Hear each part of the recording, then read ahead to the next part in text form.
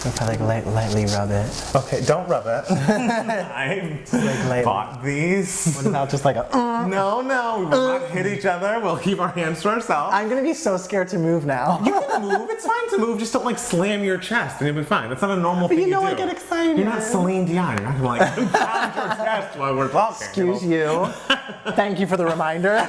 You're right. That was rude of me. You could be Celine Dion. Absolutely. Thank you. I'm not. Hi everybody, welcome back to 2 Game Mats. It's Matt Palmer. And it's Matt Steele. And we just watched The Little Mermaid live. The most recent live musical, live is a question mark, yeah. Live-ish, concert, show-ish. This one really snuck up on us because I was like, literally like 2 days ago, I was like, oh, Matt Palmer, by the way, The Little Mermaid live is Tuesday. And he was just like, what? Should we tell the people we have new sounds? I mean, if you'd like to. Let's celebrate.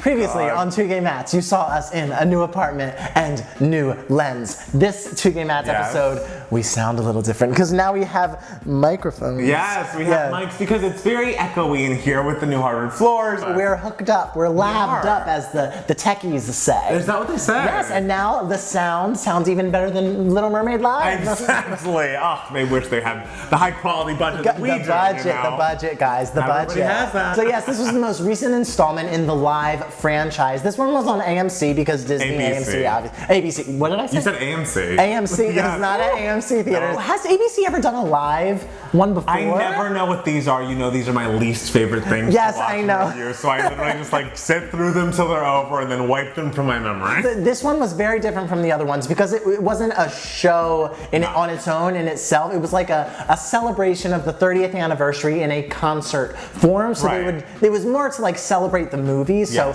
you would watch parts of the movie and then I would say like 20% of the show during like the songs and everything, they were live, filled with special effects and costumes and puppets and glitter squirting out at you and actors like in these like giant suits and they were just like, what am I doing? It was real amusing to watch. And they would have a lot of sometimes seamless, sometimes seamful transitions from the live to the animated and honestly, then backwards. Sometimes the more seamful transitions were a lot better because they were ridiculous. It just felt like as the show went on, the transitions, they were like, all right, this is fine.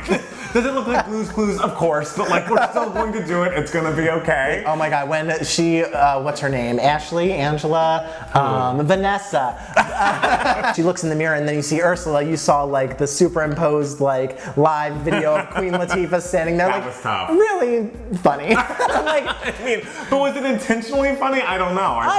I think all of these things by now are like intentionally campy. I mean, it definitely was over the top. They knew what they were doing. So it starred Auli'i, I believe that's how you say her name. Yes. She played Ariel in the movie, or in the live event, along with Prince Eric, Graham Phillips was his name. Queen Latifah as Ursula. Queen Latifah, John Stamos as Chef Boyardee.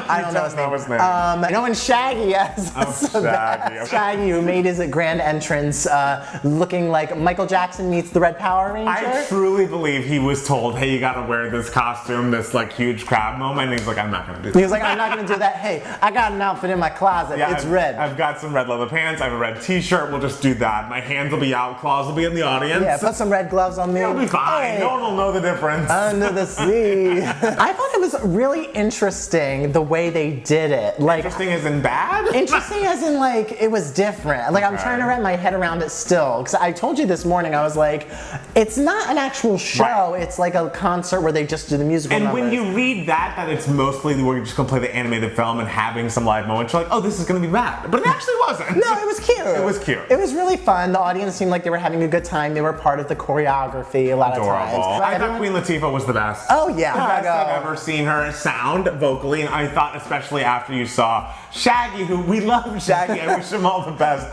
but not an actor. He was definitely acting like I did in junior high in my musicals, where just like, do your cup hands, do your like, I'm not presenting. At NYU, they would call this serving the muffins. Well, he was in vocal tech class, they'd be like, you started serving the muffins. And the thing is, I also felt like his mic, and a couple of times the mics did seem a little low. Like I felt like the lead vocals. I was like, what are we saying? I mean, in all of these live shows, shows, just like the sound people are probably just like, oh, gotta hunker down. I Like this is absolute hell. Not what you want. But yes, next to Queen Latifah, I mean next to Shaggy, I felt like Queen Latifah knocked it out of the park. As an actress, as a vocalist, as a performer. Honestly, I give them all credit because like none of them were physically comfortable. Like everyone. I mean, how could you be? Like literally, Auli'i was hooked up to these things, and she couldn't move her legs, and she had to sing the climax of Part of Your World being lifted up into the sky while also like bending her knees back and forth to show that she was swimming. I was just like, girl's doing a lot. Like, I also felt bad for her at points because I felt like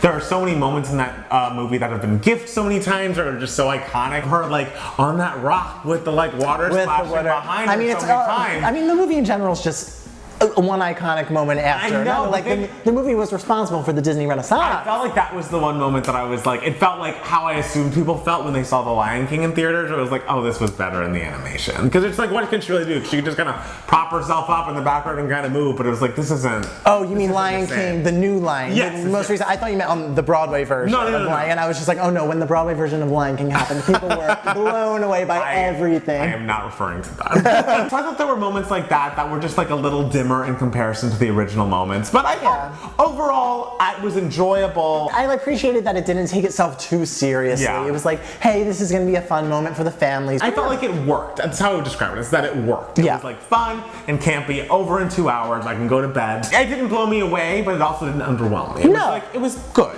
Yeah, and Disney got to plug all their Disney things. I honestly think that's most of what it was. What's your favorite song in Little Mermaid? I mean, I don't know you know that, I mean, the song, like even if you haven't watched the movie over and over again, you know the songs of the Little I know them. Mermaid. Oh, I don't know the words. Like I don't. You don't know the words to Part of Your World? You don't sing it in the shower? No.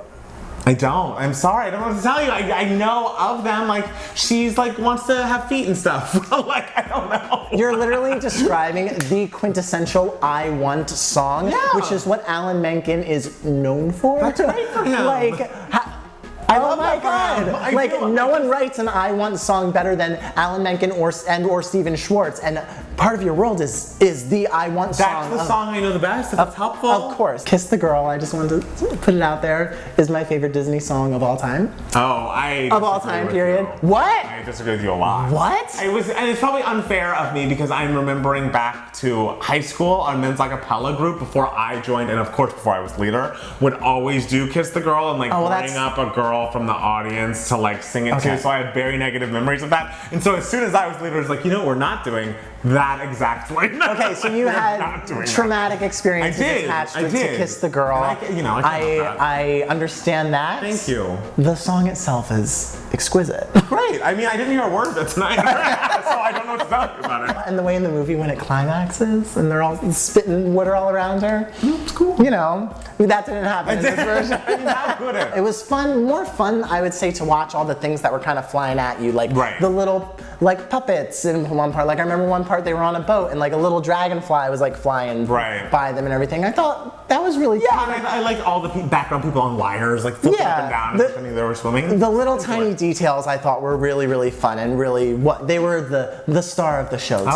Of this production, I would say. I feel like of the live musical events I'll be seeing this year, it was probably one of my favorites. The only live musical theater events this year were Rent live and this. Oh, well, this is the best. We don't have any more coming up for this year? Oh wait, there was one. There is one, isn't there? Oh shit, is there? I think there is, or there's one. Hold on, I'm positive there's one coming soon. I don't know if it's this year. I think it might be this year. Are you Googling Diane Wiest?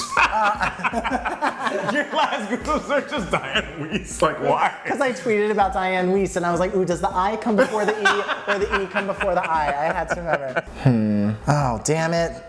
I think. Well, another one's coming. You know another one's coming. Hopefully not this year. If there's one that's coming this year, tell us in the comments because we couldn't find it, and I'm hoping there's not one. And you know, Bye Bye Birdie was just put on hiatus. Doesn't mean it was canceled. It feels like it was canceled. I was gonna say, if I were to take a guess. There's always hope. J-Lo's still out there hoping. Thank you so much for watching. Make sure to follow us on Twitter and Instagram at Matt Palmer Music. And it's Matt Steele. And 2K Mats for both of us. If you liked what you saw today, make sure to go to patreon.com/2GameMats, and for as little as $1 a video, video, you can get an extra bonus video from us every single week. Listen to our podcast, available now on Apple Podcasts and Spotify. Just search 2K Match. We had a very fun episode this week. Comment below, tell us how we sound. Oh yeah, tell us how we sound with the new mics. Yeah. And I hope you liked it. And we love Adam Parnell. He's an icon. And we'll be back to you with another brand new 2K Match. Bye, guys. Bye. Are you okay? No, I'm saying bye, guys. Okay. I'm giving a private, whispery message. I thought you were in pain.